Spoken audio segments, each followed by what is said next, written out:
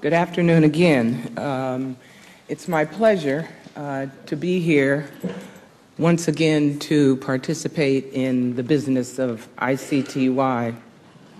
I left a piece of my heart here, and so I'm happy to have an opportunity to come back and catch up with a piece of my heart. I'm recovering. I'm not still contagious, but I've been very ill and I have a bad cold. So this is not my usual voice. I do have a heavy voice, but not quite this heavy. Also, if I start to cough furiously, excuse me, I brought my cough syrup with me. So when I bring out a little bottle and take a swig, understand that that's what it is. It's a homeopathic remedy. So I'd like to make just initially a few remarks. The ICTY's mandate, which as you know comes from the Security Council's resolution, is both ambitious and it's unprecedented. Typically, criminal courts are solely responsible for determining the guilt or innocence of the accused.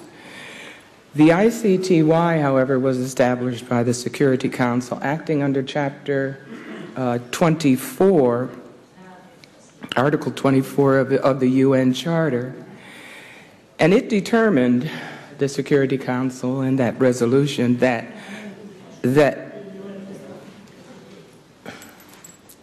a judicial mechanism for the first time would help to bring about and maintain international peace.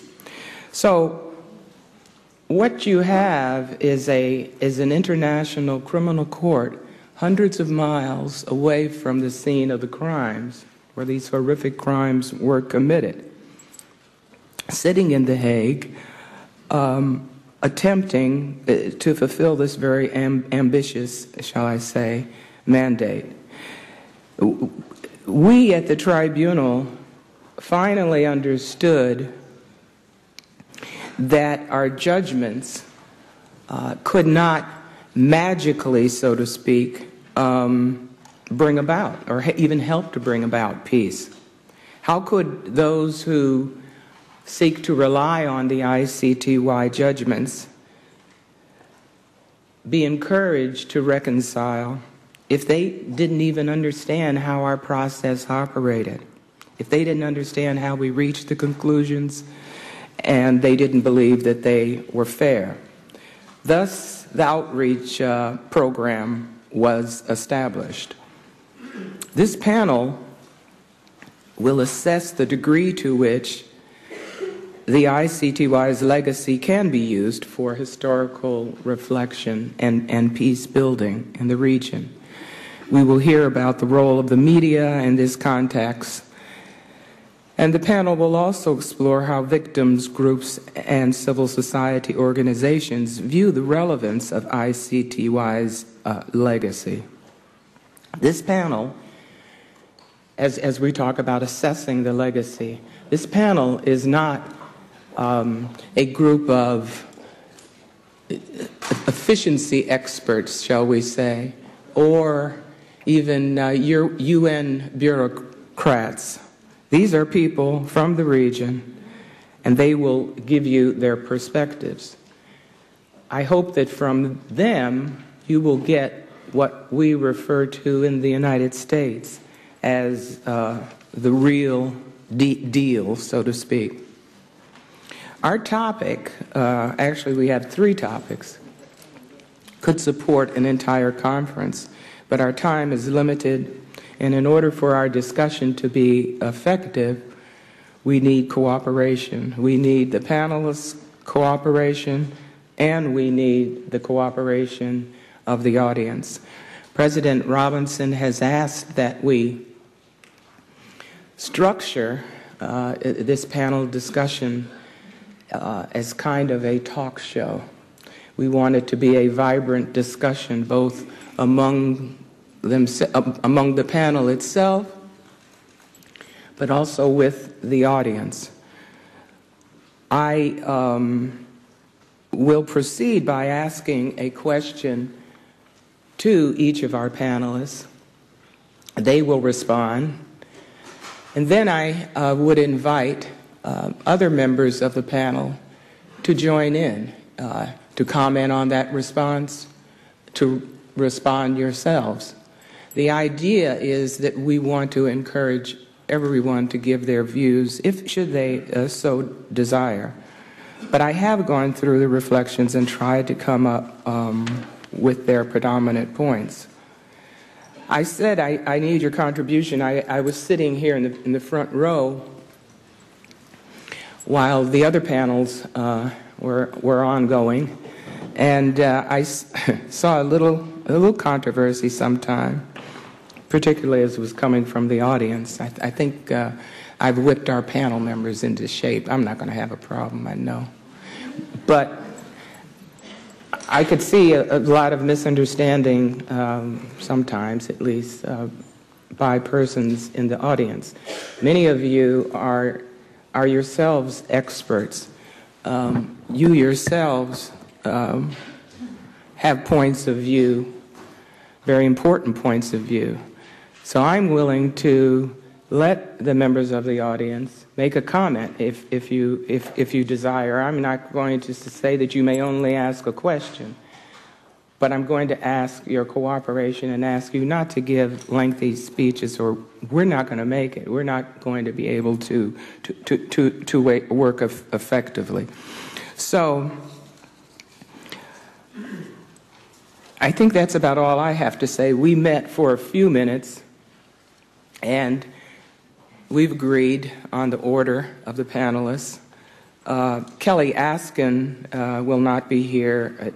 She may join us later, as was indicated. So the first panelist to whom I want to put a question is Aiden Ramulich. I'm looking for the program here. Here we go.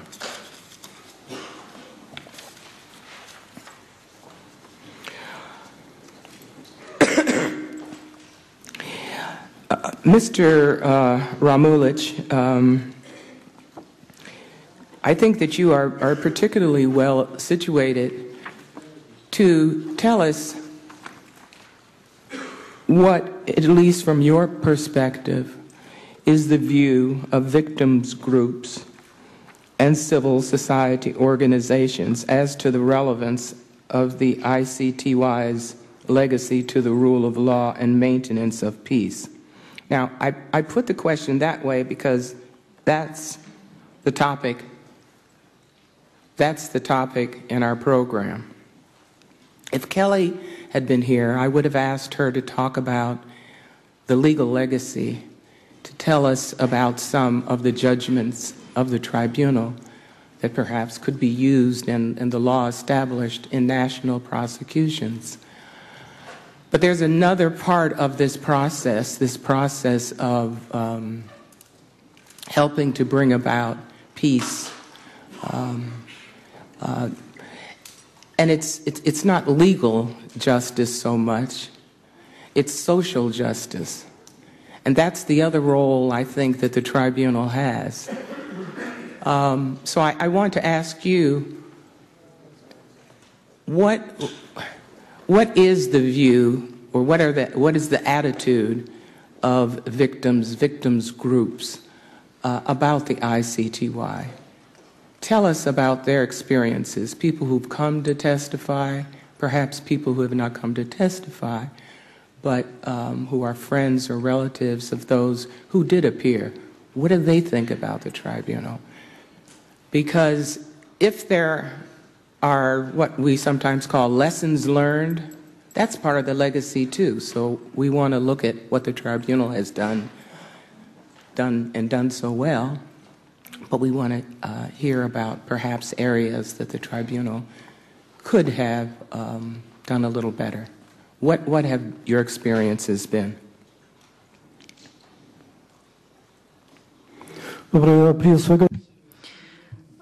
First of all, let me place this caveat: I cannot speak on behalf of the various associations of victims, many of whom will have different experiences with the ICTY, regardless of whether they were indeed witnesses before the ICTY or not, whether their sufferings were the subject of any of the trials before the ICTY. The basic perception of the individuals who were victims is not, as was put by someone this morning, negative for the most part. I think that the actual victims, especially the ones who have not been exposed to the negative media and political reports, are mostly disappointed with certain segments of the work of the ICTY.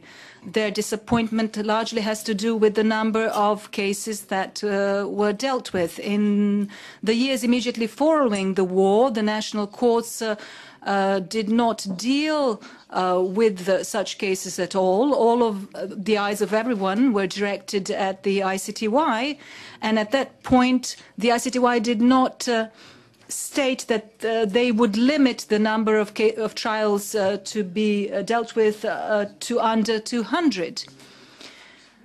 Their disappointment also stems from the dissatisfaction with the fact that in their efforts, in the efforts of the ICTY to try all of the accused who were transferred to the ICTY, in doing so, the ICTY neglected victims, placing them in the background and not providing them with the adequate support. We know that the accused of war crimes had fair and proper treatment not only from the ICTY but also from the various governments which transferred them here, whereas on the other hand victims themselves never enjoyed any such support save for the short period of time when they were contacted as part of investigations or when they were appearing before the tribunal as witnesses. On their return, after they had given their testimony, nobody provided them any follow-up care, even though they are victims. When under the Rule 11 bis cases were being referred to domestic courts, what was asked from national governments was only to provide mechanisms and measures that would provide fair trials for the accused. The only requirements were placed for such technical aspects, whereas the national governments were not sought to adopt legislation providing stable support to the victims appearing as witnesses in these cases. What I would also like to point out as two basic errors which are still present and threaten to impair the legacy of the ICTY. Unlike what was said this morning, the trials were not only long-lasting and very expensive. Unfortunately, from the point of view of the victims, by far the greatest error was the lack of uniform criminal law policy and the fact that in certain cases of grave crimes, very lenient sentences were rendered.